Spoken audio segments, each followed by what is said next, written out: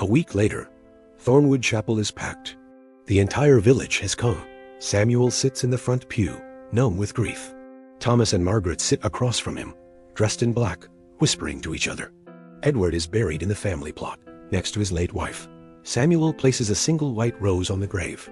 Samuel whispers, "Thank you, Father, for everything." He walks away, assuming his life at Thornwood is over.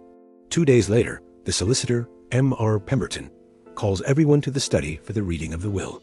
Thomas and Margaret arrive in expensive clothes, confident and smug. Samuel attends in his simple suit. "Thomas, this won't take long. Then we can discuss severance for the staff." Pemberton breaks the seal on Edward's will. The room is tense. Pemberton, "I, Edward James Thornwood, being of sound mind and body, do hereby declare this to be my last will and testament. To the staff of Thornwood Estate, I leave 1 year's wages each, in gratitude for their service. To St. Michael's Church, I leave £50,000 for restoration." Thomas taps his foot impatiently.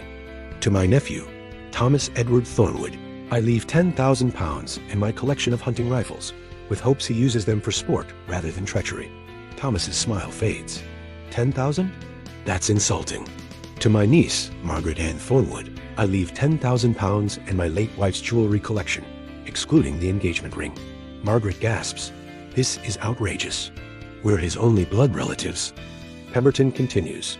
"The entirety of my estate, Thornwood Manor, all buildings, lands, investments, bank accounts, stocks, bonds, and personal possessions, I leave to Samuel James Whitmore." Silence. Samuel's face goes white. "What?" Thomas explodes. "This is fraud. He's a servant. We'll contest this." Margaret, "Uncle Edward wasn't in his right mind. This will never stand." Pemberton, calmly, "Mr. Thornwood anticipated your reaction. I have documents from 3 independent physicians certifying his mental competency when this will was drafted. Additionally, this was witnessed by myself, a magistrate, and 2 independent solicitors. It's ironclad." Pemberton continues reading. "I make this bequest knowing my blood relatives will protest. Let me be clear. Samuel Whitmore has earned this inheritance 1,000 times over.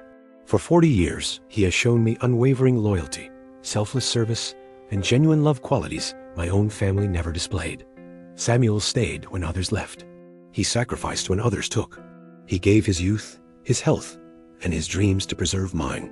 No blood relative has shown me such devotion. Therefore, he alone deserves to inherit what he, more than anyone, helped to build and save." Samuel is crying silently. Thomas and Margaret storm out, threatening legal action. Pemberton assures Samuel the will is unbreakable. Pemberton, "He wanted you to have this. You earned it." Samuel, overwhelmed, I never expected." Pemberton, "That's precisely why he chose you." Alone in Edward's study, Samuel finds a sealed envelope addressed to him in Edward's handwriting. He opens it with trembling hands. "My dearest Samuel, by now you know. I imagine you're in shock, perhaps even angry with me for keeping this secret. I had to. I needed your service to remain pure, untainted by expectation of reward. For 40 years, you served me out of love and loyalty, not greed. That's why you alone deserved everything. I have no regrets except one, that I waited so long to call you what you truly were, my son. Live well, marry, have children, fill these halls with laughter. And when you're old, find someone worthy as I found you, and give them the same chance I gave you. Teach them that true wealth isn't measured in gold, but in loyalty, honor, and love. Thank you, my boy, for giving my life meaning. Your grateful master and proud father, Edward." Months later, Thomas and Margaret have filed legal challenges. In court, witnesses testify to Samuel's character, the physician who treated him during his collapse, the creditors he negotiated with honestly, the tenant farmers he helped. Even Mr. Graves, the butler, testifies. "In 40 years, I never saw Samuel take a single unearned penny. He is the most honest man I've ever known." The judge rules in Samuel's favor. The will stands. 5 years later, Samuel is now 52. He stands in the renovated Thornwood Manor, now Thornwood Children's Home. Orphan children play in the gardens, study in the library, sleep in warm beds. Samuel has married a kind woman named Elizabeth, a teacher. They have 2 young children who play with the orphans. Samuel walks to the same iron gates where he arrived as a frightened boy 40 years earlier. A young girl, Lily, 12, ragged clothes, stands there in the rain, clutching a letter. Samuel's heart recognizes her immediately. Samuel, come in, child. Let's get you dry and warm. Lily, you'll help me? Samuel, always. That's what this place is for. That evening, Samuel stands before Edward's portrait, hanging in the main hall. His children and the orphans gather around. His daughter asks, Daddy, who is that? Samuel, that's your grandfather. The man who taught me that the greatest legacy isn't what you leave behind. It is who you lift up along the way. Samuel places his hand over his heart, looking at Edward's painted face. Samuel whispers, Thank you, Father.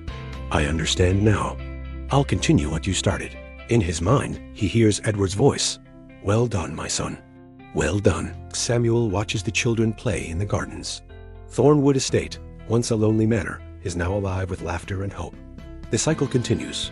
Samuel smiles. Edward's legacy and his own is secure. Asterisk at the end. Did this story teach you a lesson? If it did, like, share, subscribe, and turn on notification to see more inspiring stories.